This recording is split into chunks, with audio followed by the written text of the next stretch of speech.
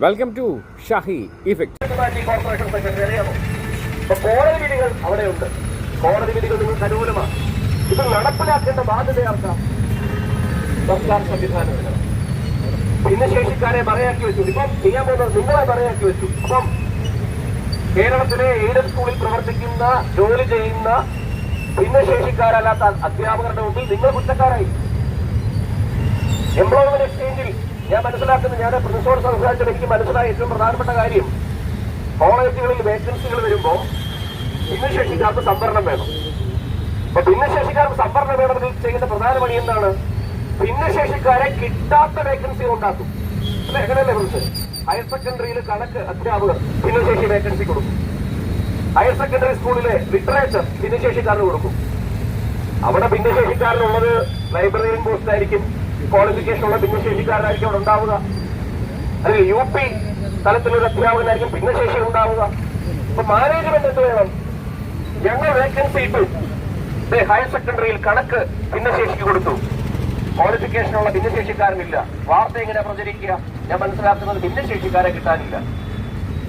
അപ്പൊ ഭിന്നശേഷിക്കാരില്ല എന്ന കഥ വേണ്ടി ഭിന്നശേഷിക്കാരുടെ ക്വാളിഫിക്കേഷൻ ഇല്ലാത്തവർക്ക് വേക്കൻസികൾ അലോട്ട് ചെയ്യുന്നു. എന്തൊരു ചതിയാണെന്ന് ആലോചിച്ച് നോക്കി. ഇത് പരിശോധിക്കേണ്ടതാരാ? ഇത് പരിശോധിക്കേണ്ടത് വിനോദ് മാത്യു വിൽസനോ ഇവിടെ ഇരിക്കുന്ന മറ്റാരെങ്കിലും അല്ല. ഇത് പരിശോധിക്കേണ്ടത് ഈ നാട്ടിലെ ഗവൺമെന്റ് സിസ്റ്റമാണ്. കാരണം ഞാൻ മനസ്സിലാക്കുന്ന എയ്ഡഡ് സ്കൂളിലെ ശമ്പളം കൊടുക്കുന്നത് സർക്കാരാണ്. നിയമനം നടത്തുന്നത് മാനേജ്മെന്റ് ആണെങ്കിൽ അവരുടെ ശമ്പളം അപ്രൂവ് ചെയ്യുന്നത്, ആ നോട്ടിഫിക്കേഷൻ കൊടുക്കുന്നത്, അതുമായി ബന്ധപ്പെട്ടുള്ള സകല സൗകര്യങ്ങളും സംവിധാനങ്ങളും ചെയ്തു കൊടുക്കുന്നത് സർക്കാരാണെങ്കിൽ സർക്കാർ ഉത്തരവാദിത്തമില്ലേ? 3 വർഷമായി, 3 വർഷമായി ഇതിൽ ഇടപെടാതിരിക്കുമ്പോ, 3 വർഷമായി ഇതിൽ ഇടപെടാതെ കണ്ണടച്ചിരുന്നിട്ട് 3ാമത്തെ വർഷം വന്നിട്ട് പറയാണ് ഇനി താൽക്കാലിക വേതനം മാത്രമേ ഉള്ളൂ. ഇത് ചതിച്ചത് ആരെയൊക്കെയാണ്? നിങ്ങളെ മാത്രമല്ല, നിങ്ങളെ സഹോദരങ്ങളായി കാണേണ്ട, നിങ്ങളുടെ അവകാശങ്ങൾ ലഭിക്കണമെന്ന് പറയേണ്ട എയ്ഡഡ് സ്കൂളിലെ മറ്റ് അധ്യാപകർ ചതിച്ചു എന്നുള്ളതാണ് ഞാൻ മനസ്സിലാക്കുന്നത്. മാനേജ്മെന്റുകൾക്ക് കിമ്പളം കിട്ടാത്തത് മൂലം ഞാൻ മനസ്സിലാക്കുന്നത് എയ്ഡഡ് സ്കൂളിലെ അധ്യാപക നിയമനത്തിന് ലക്ഷക്കണക്കിന് രൂപയാകുന്നത് ശരിയല്ലേ? ഒരു ഭിന്നശേഷിക്കാരന് ഇതിന് കാശ് വാങ്ങാൻ പറ്റൂല.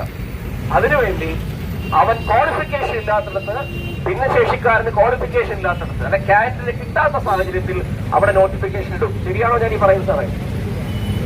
ഈ ചതി, ഈ നെറികേട് തുടർന്നു പോയിക്കൊണ്ടിരുന്ന കാലാകാലങ്ങളായി ഇത്തരം ഭിന്നശേഷി ദിനങ്ങളിൽ വന്ന് ഇതുപോലെ സമരങ്ങൾ നടത്തി പോകുന്നതിന്റെ അപ്പുറത്തേക്കുള്ള ഒരു നടപടി ഉണ്ടായില്ല. അതുകൊണ്ട് എന്റെ പ്രിയപ്പെട്ട മാധ്യമ പ്രവർത്തകരോടും സുഹൃത്തുക്കളോടും പറയാനുള്ളത്, കേരളത്തിൽ പ്രവർത്തിക്കുന്ന എയ്ഡഡ് സ്കൂളുകളിൽ, എയ്ഡഡ് സംവിധാനങ്ങളിൽ എംപ്ലോയ്മെന്റ് എക്സ്ചേഞ്ച് വഴി എത്ര നോട്ടിഫിക്കേഷനുകൾ കൊടുത്തിട്ടുണ്ട്?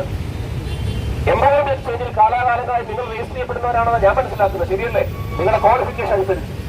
അപ്പൊ സ്വാഭാവികമായും അത്തരം ക്വാളിഫിക്കേഷൻ നോട്ടിഫിക്കേഷനുകൾ കൊടുത്തു കഴിഞ്ഞാൽ അതത് സ്കൂളുകളിൽ, അതിന്റെ പരിധിയിൽപ്പെടുന്ന സ്കൂളുകളിൽ വേക്കൻസികൾ എംപ്ലോയ്മെന്റ് എക്സ്ചേഞ്ചുമായി കമ്മ്യൂണിക്കേഷൻ പ്രോപ്പറായി നടത്തിയതിനു ശേഷമാണോ നോട്ടിഫിക്കേഷൻ സ്കൂളുകളിലും കോളേജുകളിലും ഇടുന്നത് എന്ന് പറയേണ്ട ബാധ്യത ഈ നാട്ടിലെ സ്കൂളുകളെയും കോളേജുകളെയും നിയന്ത്രിക്കുന്ന സർക്കാരിനും സംവിധാനത്തിനുമുണ്ട്.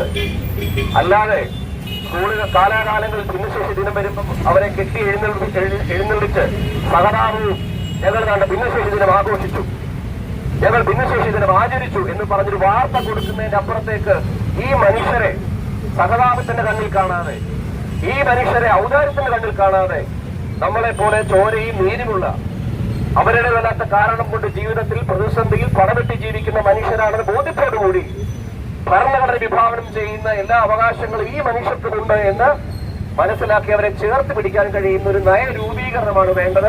കോടതി വിധികൾ അനുകൂലമായിട്ടുണ്ട്, ശരിയല്ലേ?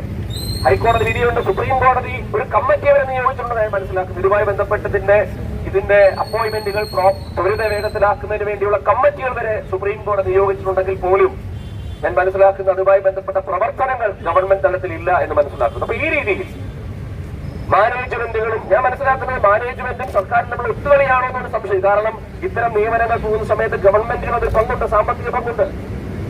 അതിനുവേണ്ടി കാലാകാലങ്ങളായി ഈ മനുഷ്യരെ ഈ റോഡിൽ, ഈ വഴിവക്കിൽ, ഈ സെക്രട്ടേറിയറ്റിന്റെ പടികൾ കൊണ്ടിരുത്തി എന്ന് പറയുന്ന നെറുകേടാണ്. ആ നെറുകേടിനെതിരെ സംസാരിക്കുവാനുള്ള ഉത്തരം എല്ലാ രാഷ്ട്രീയ പാർട്ടികൾക്കും ഉണ്ടെന്ന് വിശ്വസിക്കുന്ന ആളാണ് ഞാൻ. രാഷ്ട്രീയത്തിനുപരിയാണിത്. എനിക്ക് മനസ്സിലാവുന്നു നിങ്ങളിലൊക്കെ പല രാഷ്ട്രീയ ചിന്തകളുള്ളവരുണ്ടായിരിക്കാം. ഇടതുപക്ഷക്കാരുണ്ടായിരിക്കാം, കോൺഗ്രസ്സുകാരുണ്ടായിരിക്കാം, BJP-ക്കാരുണ്ടായിരിക്കാം, ഈ ആം ആദ്മിയോട് സ്നേഹമുള്ളവരുണ്ടായിരിക്കും. പക്ഷെ അതിന്റെ അപ്പുറത്താണ് മനുഷ്യന്റെ ജീവിത പ്രശ്നം.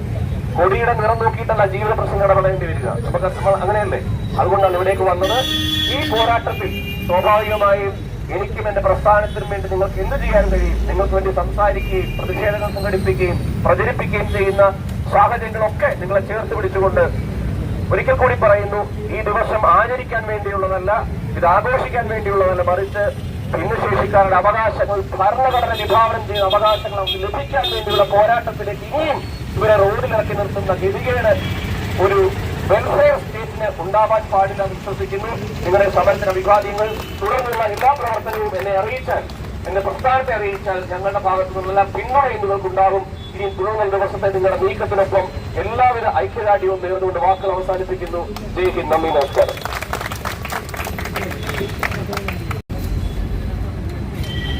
വീണ്ടും കാണുന്നതുവരെ ഏവർക്കും ഷാഹി ഇഫക്റ്റിന്റെ നന്ദി, നമസ്കാരം.